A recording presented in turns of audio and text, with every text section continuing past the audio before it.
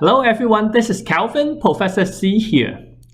So I have done a video long time ago about how to input a deal into Expert, but it seems like a lot of people are still asking the same question and want me to do another video about it. So there we go. We are going to do a quick application on it just to show you how to input a deal into the Expert system, as well as what to look out, some of the tips and tricks there. So this is the Filogix login, and you should have once you register with your brokerage, you should have a firm code as well as your user ID and the password.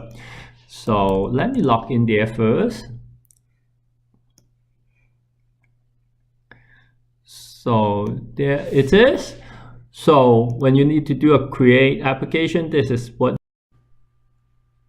So this is how you do a mortgage application. This is, so here approval is always approval. Purpose depends on the purpose you want. So purchase is here, refinance is here, all the others are usually no use. So let's do a purchase. Referral source, let's just say that this is your own client. So let's say just one person, Mr. Calvin Chan, say. Let's just say this. Let's just say this. Let's just say this is a single applicant. So if this is, then you just need to uncheck this.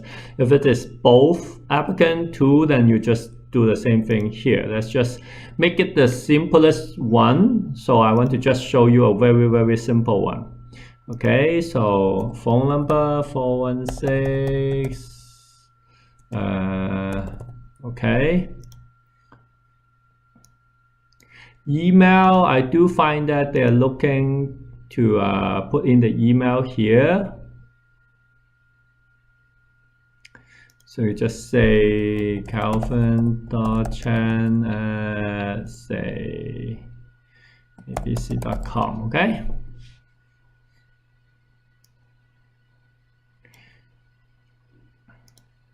Now here a lot of people would miss it because Filogix, there's a very good function that this validate here on the top right hand corner.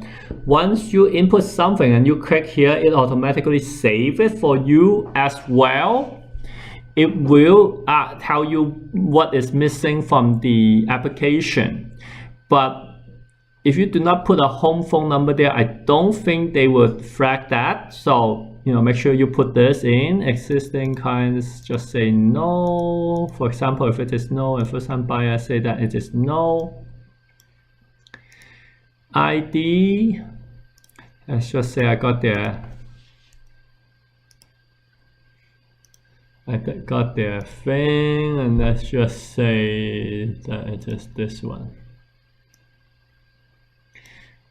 Address, if you know the address, you can type it here, but you can also type it here. Just say,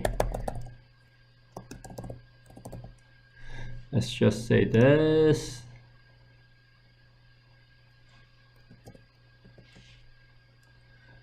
Okay, let's just say they live there for free. And let's just say that they are renting right now, or living with parents right now.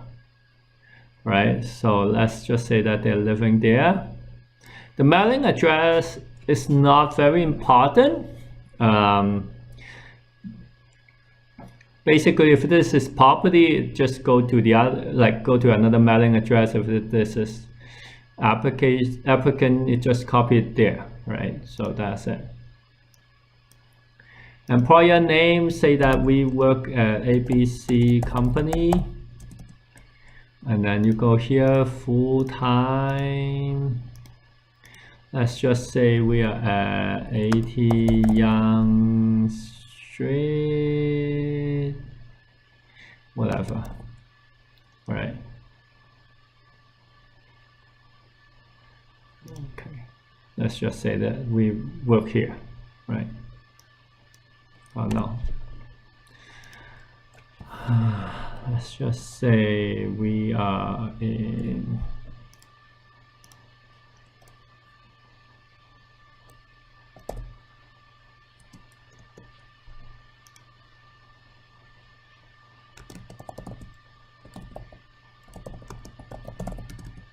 whatever, right?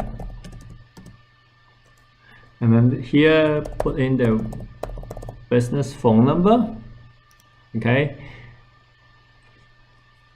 email address, again, you may or may not. Some lender want you to put down their email address. Okay, most people would give you an email address, so it's not like a super confidential thing, or like it's something that people would be hesitant to give out the email address. So right now everyone is okay to give it out. Here depends on whether it is self-employed or not, right? If they're self-employed, you click self-employed. If they're not, then you just click here. So just say that they are working, say that they're administration assistant, right? So it may be clerical, they may work in, say, manufacturing company, their salary. I usually put annual, although like nobody have income period annual, like they don't get paid once a year. But why I want to put annual is because this gives you a sense of, it probably sometimes gives you some idea whether you have input something incorrectly. And I will let you know what I mean after, right? So they just say that they work in the job for 3 years and have 5 years 5 years experience, and let's just say that they have 50,000 income. So that's the employment part. Other income, if they have other income, you click here and add it. If they do not, then don't. Some other income like this is more rare. Like you may not have a lot of people who have alimony or something like that. And also when you have alimony or something like that, child support, you better talk to your lender and make sure that, whether they count it as income or how they count it as income. So if you have any other income, then, you just make sure that, you know what you're doing. You better ask your lender, okay? Asset, just say that they have saving. If you know where it is, then put in the name. Maybe say they have $20,000 there. Here, down payment, if you know that some of their down payment is from here, say that 15,000 is from here, then you can put it there. I usually just not worry about it.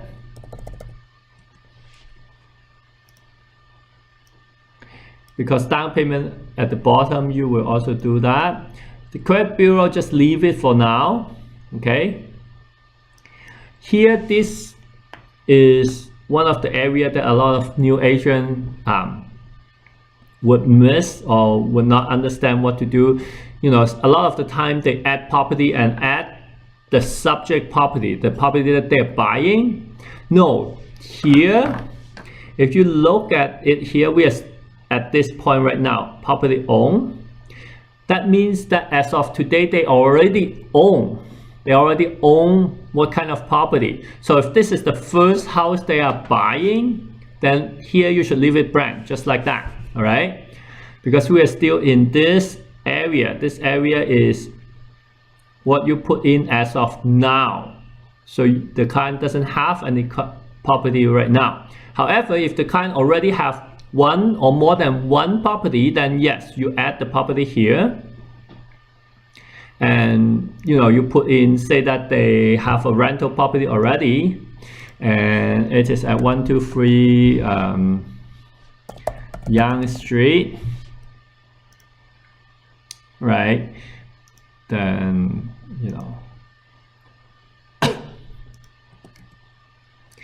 then you just say, oh, okay, the property is that, maybe worth 500,000, which is original 400,000, and they have purchased it, say, 2 years ago, something like that, right? And included in TDS, this is how much they pay annual tax, say $3,000 per year. May have a condo fee, $500. This 50% is already auto included there, right? And depending on the lender, you know, you ask them whether you include the 50% or not. Also depends on whether it's rental or owner occupy. Okay, $100 heat, you know, rental income, say $2,000 per month. This one, usually we leave it all blank. Most of the lender, if they require you to fill in these, they will have their own rental worksheet. So you don't have to input it here. In fact, they don't care about whether you input it here or not. So rental is one of the things that every lender has their own calculation. Most lender has a different calculation. So you must ask your lender how they calculate the rental income. Here, some of them, this one is the offset and this is the add back. You ask your lender how they calculate. For example, if it is, say, equitable, then, you know, this is not the subject rental, then we use 80% offset, okay? So, but each lender is different, and this mortgage is related to this property 1. If you pull down, you see all this box is like, you know, the math, when you first learn the math, there's bracket, like bracket and all that stuff. So this mortgage is within the first property, related to the property 1. So what that means is they're asking you how much mortgage this client owe on 123 Yonge Street, Unit 1. And say that they have a first mortgage of $100,000. Payment, say, is $800 per month. You know, maturity, say, a year from now, maybe, right? Say that it is fixed, it's a closed term. CIBC say it is.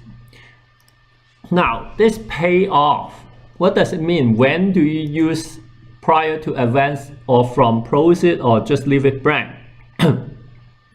You have to think about it on the closing day. On the closing day, would this mortgage be paid off? If on the closing day of the new property that we are purchasing, this mortgage will not pay off, then you just leave it blank. If on the closing day of the new property, you say that they already sold this rental property and its closing is April 25th, say tomorrow, right? And the new house is closing May 1st. Then on May 1st, would we still have this mortgage? No. That means prior to advance, right? Say that they sold the house already, it's all sold, but closing date is, say, May 20th. Okay? Then, you know, you may still have to count it this way. This, when you have a payoff, most of the time is used for refinancing. So say that you have one mortgage, in this mortgage in CIBC, 100,000. Now you're doing, for example, you are doing a refinance and increase it to 200,000 from TD Bank, for example. Then on the closing day of the new TD Bank mortgage, this one would be paid out by, this 100,000 would be paid out by our 200,000 mortgage. So then it will from proceed, it will be from proceed. Okay, so usually this is how it works. So right now, saying that, assuming that this rental property will remain here and we will not pay off the mortgage, then we'll just leave it blank here and just say that it is, this one. Then basically, if the client only have that property at 123 Young Street, then we actually completed this section already on the left hand side here. Okay, so I usually just go click validate and click OK here. Now, this gives me a problem, error message, because liability is not yet updated. So usually when then I go to credit bureau, I click the, dates that I obtained the authorization to pull the credit bureau, say that I just saw the client in front of me, they signed the consent form and everything. Then here, I just say content obtain single copy liability and I click request bureau. Once I click that, because I have the copy liability, all the liability from this client will be copied here. Okay, obviously I'm not going to do that right now because we are just doing a demo. But if I click that, then this liability screen would populated with their liability. Okay, then afterward I usually go to subject property. Now subject property means the property that we are doing a mortgage on right now. So if we are doing a purchase, that means the property that they are purchasing. If we are doing a refinance, then that means the property that we are refinancing. Okay, so here we go again. So this is the subject property, which is the place, the property that we put a mortgage on. So say that we are having an owner occupy, buying one. So say that it is 89 Dunfield Drive or something like that. Say lot, block. Block is usually the lot and the block and all that is usually either on the MLS or purchase agreement and all that stuff. Okay. MLS listing, usually if it is a resale, there is yes an MLS listing. If it is a pre-construction or private sale, it's a no. So construction type, say that this is a resale, for example, is existing. If it is a new construction, it's new. Okay. So let's just assume that this is a detached home. Usually, freehold is like detached, semi-detached, and all that. If it is a condo apartment, like the high-rise thing, is usually a condo. Townhouse, it can be either or. So you have to find out whether it is a condo townhouse or a freehold townhouse. Usually when there's a management fee, it's a condo townhouse, and if there's no management fee, it's a freehold townhouse. So assume that it is a freehold townhouse. Assume that this is the size, the lot size. The heat, like most likely, is forced air, is most common. Water is usually municipal. We usually do 1 unit, unless the unit is a duplex, then it's a 2 unit, triplex is a 3 unit, etc., etc.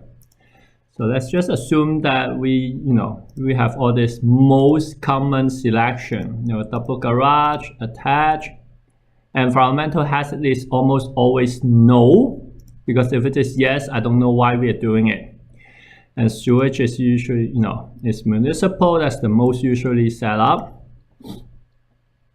So let's just say that this is, the annual tax paid by borrower. There's no condo fee. Heat is $100. So here, the purchase price, say that we have a purchase price of $500,000.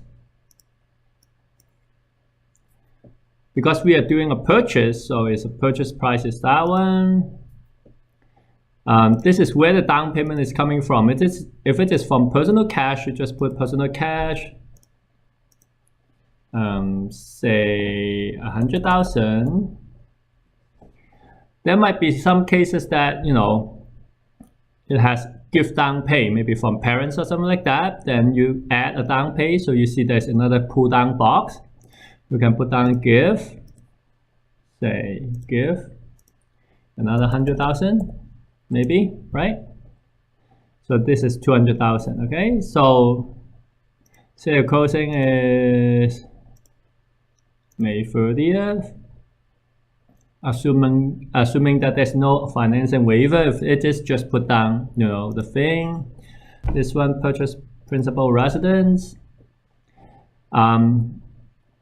Improvement value is, you know, most of the time you won't see this, but if there is, you know, we can make another video for that. Okay, down payment, we just say that it is 200,000 on top. So here you can just click the calculator and it will just do the math. 500 minus 200 equals 300. Okay, and this is the request. So as you can see, this is 40% deposit down payment. So that means 60% loan to value. Okay. Here lender, you know, whatever, just say for example B2B or something like that. Here interest rate, it doesn't really matter what you put in, to be very honest, because most B lender, you know, they will give you an interest rate after the approval, but you know, you can put down whatever, say 3.09, for example, if you are going into the big bank or something like that, right? And then fix, close. If you do not know what is close term or, you know, fixed rate versus variable, go check out some of my other video. I should have it there. Say that it is 2 years. Amortization, say is 30 years. Then you can do the calculation. Yeah. It gives you the monthly payment here, but that's not usually not the qualifying rate because of the B20. And again, if you do not know what is B20, go check out some of my other video. But basically, B20 start 2018 January 1st, and the government say instead of the actual rate that they qualify you under, so this is the monthly payment for the qualifying rate, for the actual rate, they use 2% above the actual rate, or the benchmark rate, which is 5.34 right now, to qualify you. So instead of, you know, qualifying you based on this payment, it is almost like 1/4 higher, right? They base on this monthly payment to qualify you. Okay, so as you can see, TDS is 46, is quite high. So at this point, we kind of fill out everything that we can. The next step is, you know, go to lender submit. And basically just, you know, put the notes here. So, you know, you put down the rationale why you think this is, you know, should be a doable deal. For example, you know, loan to value is quite low. TDS is, you know, 46 is high. GDS is super high, but you know, there are some B lender that go to 50-50.